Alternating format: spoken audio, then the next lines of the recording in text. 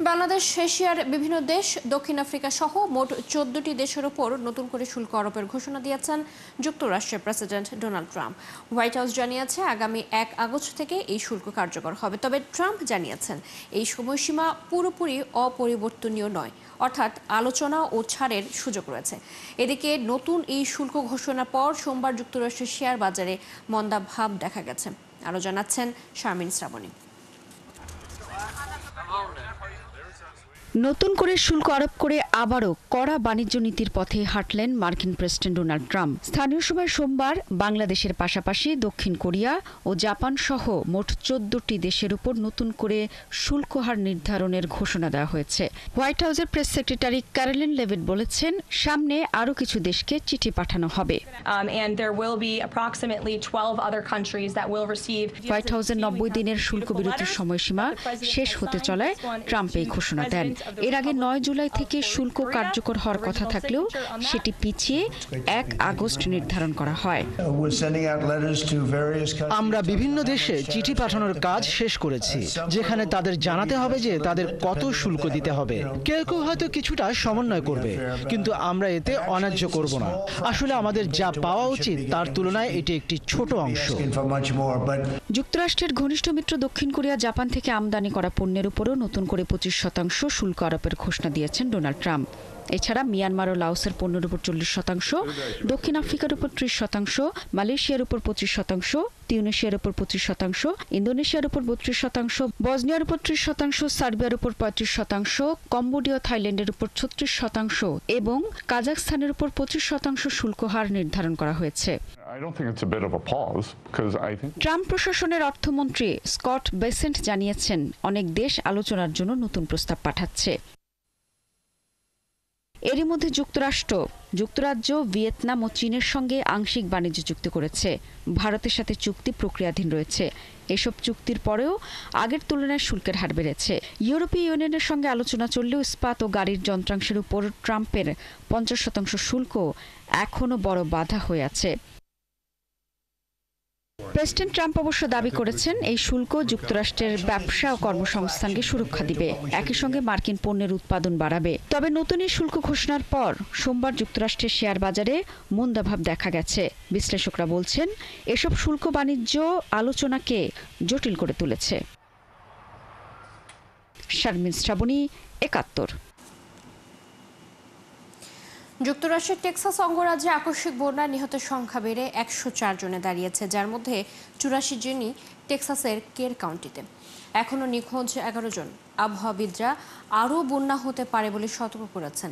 বৃষ্টি অব্যাহত থাকায় উদ্ধার কাজ কঠিন হয়ে পড়েছে। মৃতের সংখ্যা আরও বাড়ার আশঙ্কা করা হচ্ছে। বিস্তারিত মনিরুজ্জামান বাবুর প্রতিবেদনে। আকস্মিক বন্যায় বিপর্যস্ত যুক্তরাষ্ট্রের টেক্সাস। নিহতদের জন্য শোক ও প্রার্থনায় তাই সান অ্যান্টনিওর বাসিন্দারা জড়ো হয়েছিলেন। টেক্সাসে বন্যায় প্রাণ হারানোদের অধিকাংশই শিশু হওয়ায় ক্ষতটা যেন আরও গভীর। এখনও আশায় বুক বাঁধছে নিখোঁজ ব্যক্তিদের পরিবারগুলো। যদি কোনোভাবে খোঁজ মেলে জীবনের। এদিকে গুয়াদালুপ নদীর তীরে অবস্থিত মেয়েদের গ্রীষ্মকালীন ক্যাম্প মিস্টিক নিশ্চিত করেছে, এখন পর্যন্ত বন্যায় 27 জন ক্যাম্পার এবং 1 জন কাউন্সিলর মারা গেছেন। এখনও নিখোঁজ রয়েছেন 10 জন। 5 দিন পেরিয়ে যাওয়ার পর এখনও উদ্ধারকারী দলগুলো কাদামাটিতে ঢেকে যাওয়া নদীর তীরে অনুসন্ধান চালিয়ে যাচ্ছে, যদিও নতুন করে কারো জীবিত উদ্ধারের আশা ক্ষীণ হয়ে আসছে। এর মধ্যেই ওই অঞ্চলে আরও বৃষ্টি ও বজ্রঝড়ের পূর্বাভাস দেওয়া হয়েছে। টেক্সাস জুড়ে বন্যা পরিস্থিতি মোকাবেলায় 20টিরও বেশি রাজ্য সংস্থা কাজ করছে বলে জানিয়েছেন গভর্নর গ্রেগ অ্যাবট। এদিকে স্থানীয় পরিস্থিতিকে বিপর্যয়কর ঘোষণা করেছে হোয়াইট হাউস।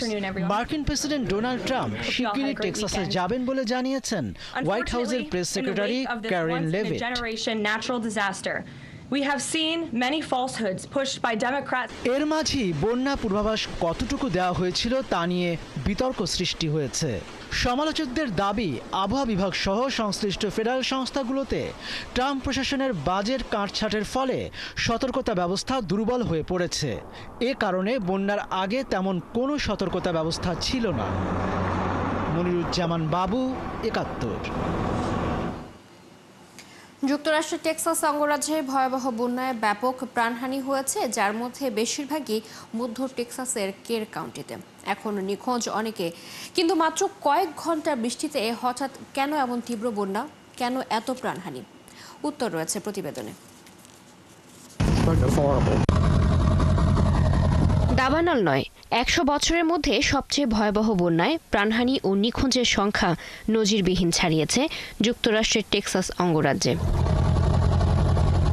৪ জুলাই ভোরে টেক্সাসের কেন্দ্রীয় অঞ্চলের পার্বত্য এলাকায় প্রচণ্ড শক্তিশালী ঝড়ের কারণে মাত্র কয়েক ঘন্টায় প্রায় ১২ ইঞ্চি বৃষ্টিপাত হয়। এই পরিমাণ বৃষ্টি কের কাউন্টির গড় বার্ষিক বৃষ্টিপাতের ১/৩ সমান। কিন্তু কেন এই আকস্মিক বন্যা? পরিবেশ বিজ্ঞানীরা বলছেন, এই অঞ্চলের মাটি শুষ্ক ও কঠিন হওয়ায় বৃষ্টির পানি সহজে মাটিতে শোষিত না হয়ে দ্রুত গড়িয়ে যায়, যা এলাকাটিকে প্রাকৃতিকভাবেই বন্যাপ্রবণ করে তুলেছে। ফলে পাহাড় থেকে নেমে আসা পানির বিশাল স্রোত গুয়াদালুপে নদীতে প্রবেশ করলে মাত্র ৪৫ মিনিটের মধ্যে নদীর পানি ২৯ ফুট বেড়ে যায়, যা ছাড়িয়ে গেছে ১৯৮৭ সালের বন্যার রেকর্ডকেও। মারাত্মক এই বিপর্যয়ের পর প্রশ্ন উঠেছে দেশটির আবহাওয়া বিভাগের সক্ষমতা নিয়ে। অভিযোগ উঠেছে, সময়মতো সঠিক পূর্বাভাস না দেওয়ার কারণেই প্রাণহানি ও ক্ষয়ক্ষতির পরিমাণ এত বেশি। সংশ্লিষ্টরা বলছেন, জনবল সংকটের কারণে দুর্যোগের পূর্বাভাস সময়মতো এবং সঠিকভাবে দিতে পারেনি আবহাওয়া অফিস। পাশাপাশি এত বড় বিপর্যয়ের জন্য দায়ী করা হচ্ছে সরকারি ব্যয় কমাতে মার্কিন সরকারের কর্মী ছাঁটাইয়ের নীতিকেও। এতে বিপাকে যুক্তরাষ্ট্রের ওশেনিক অ্যান্ড অ্যাটমসফিয়ারিক অ্যাডমিনিস্ট্রেশন সহ অন্যান্য আবহাওয়া অফিসগুলো। শঙ্কা, এর প্রভাবে সক্ষমতা কমবে, যা আগামী দিনগুলোতে হারিকেন, টর্নেডো, বন্যার মতো দুর্যোগের আগাম পূর্বাভাস দেয়া কঠিন হবে। চৈতি সরোয়ার, ৭১। যুক্তরাষ্ট্রের প্রেসিডেন্ট ডোনাল্ড ট্রাম্প বলেছেন যে তিনি সঠিক সময়ে ইরানের ওপর থেকে মার্কিন নিষেধাজ্ঞাগুলি প্রত্যাহার করতে আগ্রহী। সাংবাদিকদের সাথে কথা বলার সময় ট্রাম্প বলেন, সিরিয়ার উপর থেকে মার্কিন নিষেধাজ্ঞাগুলি প্রত্যাহারের সাম্প্রতিক পদক্ষেপ দেশটিকে এগিয়ে যেতে সাহায্য করবে। এছাড়া তিনি আশা করছেন ভবিষ্যতে ইরানের ক্ষেত্রেও একই রকম পদক্ষেপ ঘটতে পারে।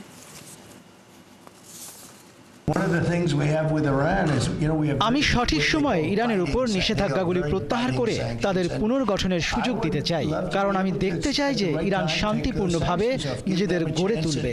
তাদের অনেক সম্ভাবনা আছে। জুন মাসে সংঘাত চলার সময় ইরানের প্রেসিডেন্ট মাসুদ পেজেশকিয়ানকে হত্যার চেষ্টা করেছিল ইসরায়েল। সাম্প্রতিক এক সাক্ষাৎকারে এমন দাবি করেছেন পেজেশকিয়ান নিজেই। রবিবার মার্কিন সাংবাদিক টাকার কার্লসনকে সাক্ষাৎকার দেন ইরানের প্রেসিডেন্ট। সেখানে কার্লসনের এক প্রশ্নের উত্তরে পেজেশকিয়ান বলেন, ইসরায়েল তাকে হত্যার পরিকল্পনা করেছিল এবং চেষ্টাও করেছিল, কিন্তু ব্যর্থ হয়েছে। তিনি আরও বলেন, তার জীবনের ওপর যে হামলা হয়েছিল তার পেছনে যুক্তরাষ্ট্র ছিল না, এটি ছিল ইসরায়েল। তিনি একটি বৈঠকে ছিলেন, তারা সেই জায়গা লক্ষ্য করে বোমাবর্ষণ করেছিল। গত ১৩ জুন ইরানে নজিরবিহীন হামলা চালায় ইসরায়েল। এতে ইরানের শীর্ষ সামরিক কমান্ডার ও পারমাণবিক বিজ্ঞানীরা নিহত হন। ১২ দিনের ইরান ইসরায়েলের সংঘাতে ইরানের ৯০০ জনের বেশি নিহত হন বলে দেশটির বিচার বিভাগ জানিয়েছে। এর জবাবে ইরানের পাল্টা ড্রোন ও ক্ষেপণাস্ত্র হামলায় ইসরায়েলে অন্তত ২৮ জন নিহত হন।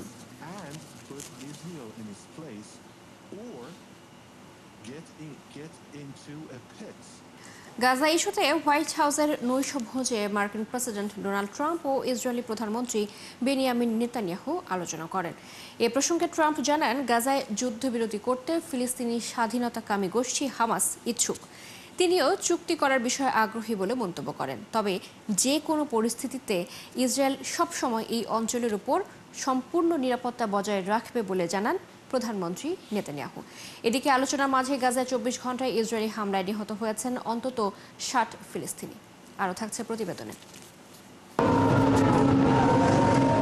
প্রেসিডেন্ট হিসেবে ডোনাল্ড ট্রাম্প দায়িত্ব নেওয়ার পর এই নিয়ে তৃতীয়বার যুক্তরাষ্ট্রে সফরে গেছেন ইসরায়েলি প্রধানমন্ত্রী বেনিয়ামিন নেতানিয়াহু। তবে এবারের সফরে রয়েছে আলাদা গুরুত্ব। মার্কিন প্রেসিডেন্ট ডোনাল্ড ট্রাম্পের সাথে এবারের আলোচনায় প্রাধান্য পাবে গাজা ও ইরান ইস্যু। সোমবার ইসরায়েলি প্রধানমন্ত্রী নেতানিয়াহুর সাথে নৈশভোজের আয়োজন করেন ট্রাম্প।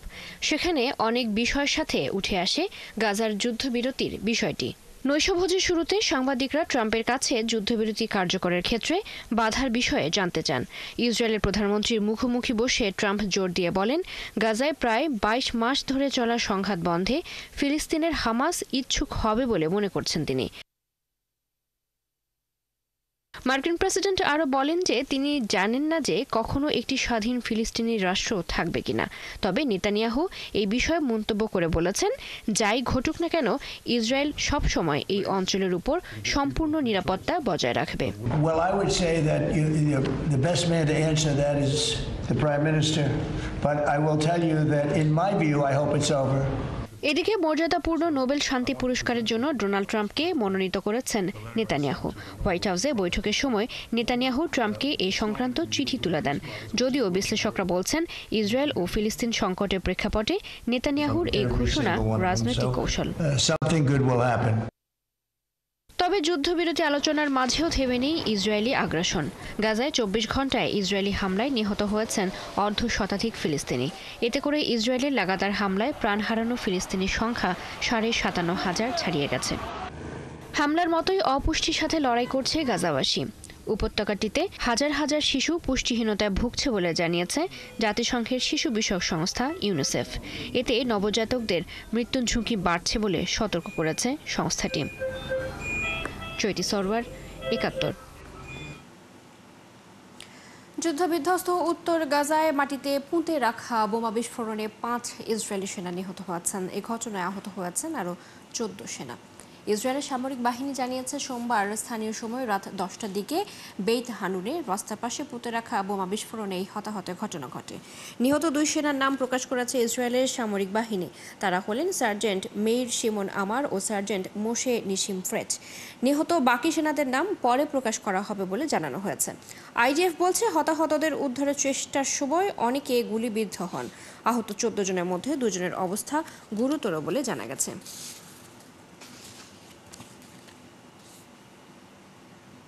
ইউক্রেনে নতুন করে অস্ত্র পাঠানোর ঘোষণা দিয়েছেন মার্কিন প্রেসিডেন্ট ডোনাল্ড ট্রাম্প। গত সপ্তাহে তার প্রশাসন ইউক্রেনে অস্ত্রের কিছু চালান স্থগিত করে দিয়েছিল। স্থানীয় সময় সোমবার ইসরায়েলি প্রধানমন্ত্রী বেনিয়ামিন নেতানিয়াহুর সাথে নৈশভোজের আগে ট্রাম্প বলেন, ওয়াশিংটন আরও কিছু অস্ত্র কিয়েভে পাঠাতে যাচ্ছে। সম্প্রতি মার্কিন প্রেসিডেন্ট ডোনাল্ড ট্রাম্প জানিয়েছেন, আত্মরক্ষার জন্য ইউক্রেনের প্যাট্রিয়ট ক্ষেপণাস্ত্র প্রয়োজন হবে। একই সাথে তিনি রাশিয়ার প্রেসিডেন্ট ভ্লাদিমির পুতিনের যুদ্ধ বন্ধে ব্যর্থতায় হতাশা প্রকাশ করেন। ২০২২ সালে রাশিয়া ইউক্রেনে পূর্ণমাত্রায় আগ্রাসন শুরু করার পর থেকে যুক্তরাষ্ট্র ইউক্রেনের সবচেয়ে বড় সামরিক সহায়তাকারী। তারা ইউক্রেনকে আকাশ প্রতিরক্ষা ব্যবস্থা, drone, rocket launcher, radar, tank এবং ট্যাঙ্ক বিধ্বংসী অস্ত্র সরবরাহ করেছে, যার ফলে মার্কিন অস্ত্র মজুত নিয়ে উদ্বেগ দেখা দিয়েছে।